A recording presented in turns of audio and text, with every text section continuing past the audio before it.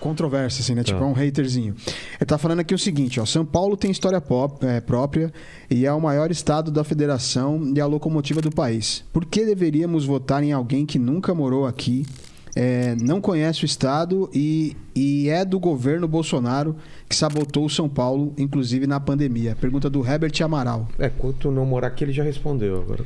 Vamos lá, Herbert. Olha só. Até respeito a sua opinião, mas vamos lá. Primeiro, eu já morei aqui, morei em Campinas. Segundo, já conheço bem o estado. Olha só, fui ministro da infraestrutura. Infraestrutura não é atividade fim, é atividade meio. Para você projetar uma ferrovia, você tem que entender a dinâmica econômica. Por que a gente optou por fazer a recuperação do ramal de Colômbia? Porque a gente viu que tinha carga lá. Por que a gente optou por recuperar o ramal de Panorama? Que a gente viu que tinha carga lá. O ramal de Panorama é importante para o oeste do estado? É.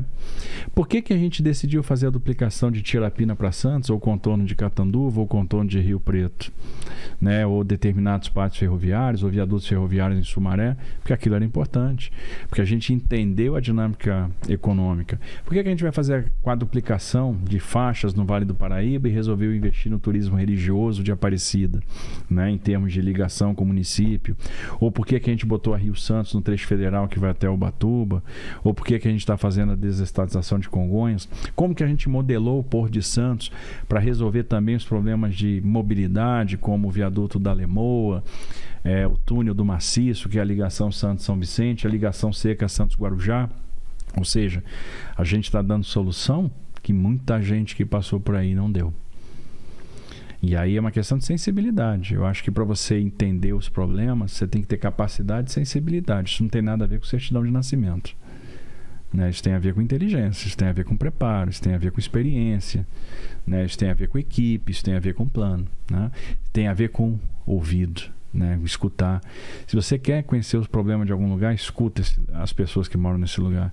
Se você quer conhecer onde o setor produtivo, onde o calo está apertando, escuta o setor produtivo. Se eu quero conhecer qual é o problema da indústria de São Paulo, deixa eu conversar com a Coalizão Indústria, porque eles conhecem os problemas melhor do que qualquer um. E quando eles me passam o problema, opa, entendi o problema. Agora eu sei como resolver. E se tem um problema tributário, quem é que entende mais de tributação aqui? É essa turma? Então vem cá, me ensina aqui, me explica como é que eu vou resolver, como é que eu vou botar isso aqui de pé, porque eu quero resolver este problema. Esse problema tem solução. Isso não tem nada a ver com certidão de nascimento, né? Segunda coisa, veja, o governo Bolsonaro prejudicou São Paulo? Acho que não. O que foi que ele falou? Como ele colocou na pergunta do enfrentamento? Aqui, inclusive, nunca morou, não conhece o estado, aí Bolsonaro que só sabotou São Paulo, inclusive então, na pandemia. Vamos pensar aqui no que ele está falando, né? Sabotar São Paulo na pandemia. Vamos ver se isso é verdade. Quanto o governo Bolsonaro mandou para São Paulo de aporte direto para enfrentamento à pandemia?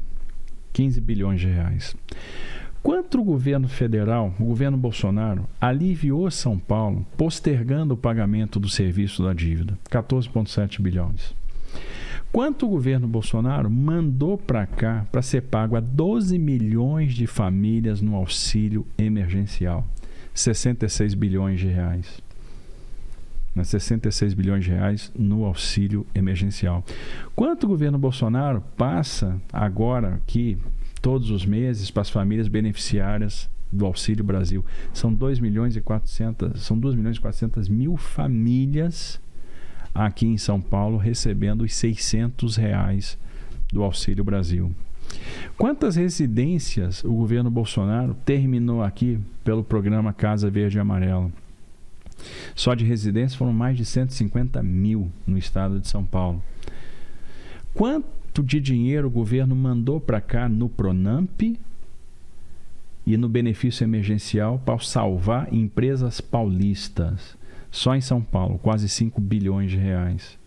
Quanto o governo Bolsonaro fez de contratação para investimento privado em São Paulo via leilão de concessão, via renovação de contrato de concessão? Mais de 50 bilhões de reais. Se ele fez a conta, vai ver que é muito dinheiro. Só em transferência voluntária, transferência constitucional, aportes diversos aí de combate ao Covid, assistência social, 370 bilhões de reais nos últimos 3 anos. 370 bi. né? É só pegar os números, né? Tá tudo lá, tá tudo... A vantagem é que hoje tem portal da transparência, o cara entra, consulta. Então o governo federal mandou 370 bilhões de reais para o estado de São Paulo, né? Então mandou bastante dinheiro. O que as pessoas não percebem é o seguinte: quando os estados fecharam tudo, né, e perderam a arrecadação, o que o governo federal fez? Recompletou os saldos do Fundo de Participação de Estados e Fundo de Participação dos Municípios. O que é isso?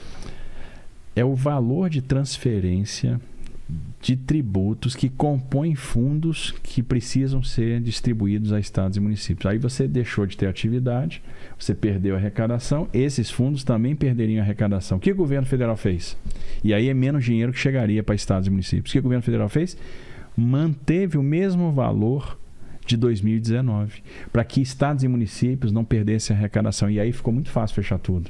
Porque eu fecho tudo, faço um discurso contra o governo federal, mas estou recebendo o dinheiro do governo federal, o mesmo dinheiro. Isso fez com que estados e municípios tivessem um maior superávit primário desde 1991. O que esses caras não percebem é que, graças a esse suporte do governo federal, os municípios pagaram o salário dos servidores. Porque se não fosse esse apoio do governo federal, os municípios não iam pagar salário. Os servidores iam ficar sem salário, você ia ter caos, você ia deixar de ter prestação de serviço.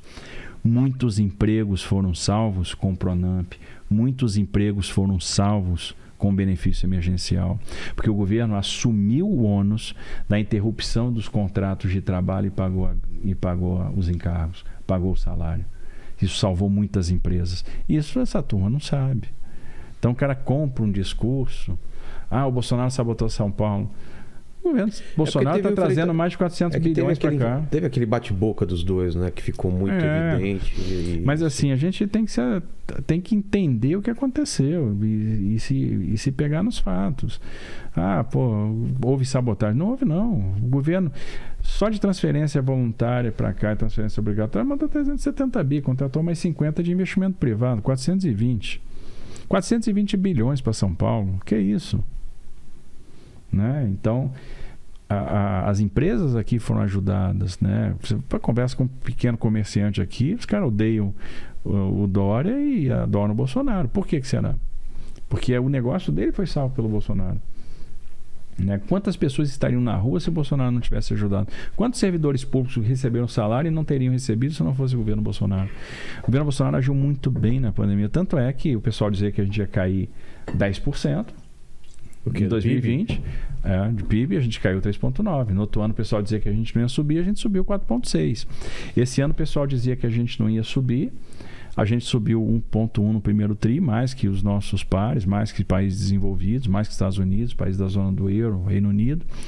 E está todo mundo refazendo continha que está vendo que a gente vai subir de 2,2% a 2,5% esse ano. O Brasil gerou nos últimos, de 2020 para cá, 4.700.000 postos de trabalho. Né? Se pegar os informais, são 14 milhões de pessoas trabalhando. O desemprego saiu de 14,6%, vai estar menos de 9% daqui a pouco. Nunca se gerou tanto emprego. A gente está com o menor desemprego em 10 anos. Né? É o único país do mundo hoje que cresce, que gera emprego e que combate a inflação. Aí veio com uma medida ali para aliviar o sofrimento das pessoas que estavam sem grana, né? Via tal da PEC das bondades, que a imprensa batizou como PEC kamikaze. Então está dando mais dinheiro para as pessoas via Auxílio Brasil, que era R$400, passou a ser 600. Está dando mais dinheiro, né, para o caminhoneiro, né, que tem um auxílio para caminhoneiro, né, para o taxista. Quanto é que custou isso? Quanto é que está custando esse alívio para a população? A população está sofrendo com caixinha, então eu vou dar dinheiro para ela. 0,5% do PIB. Quanto é que os outros países que estão fazendo a mesma coisa estão gastando? De 1 a 2 pontos do PIB. 1 a 2% do PIB. Aqui no Brasil está sendo mais barato e está sendo mais efetivo, porque está dando resultado. A inflação talvez chegue esse ano, no final do ano, na casa dos 6,5%. Na Argentina, aqui do lado, está 7,5% ao mês. Nossa inflação ano vai bater 6,5%. né? Menos que Estados Unidos, menos que os países da zona do euro, menos que Reino Unido. Quando o pessoal falava que a gente ia fechar no passado com 250 bi de déficit, nós fechamos com 65 bi de superávit, né? Então, um negócio extraordinário, né? Assim, um negócio, digno de registro. Então, a gente se saiu muito bem desse negócio. O Brasil está dando um salto, está avançando, né? Então, e são coisas que não são ditas para ninguém.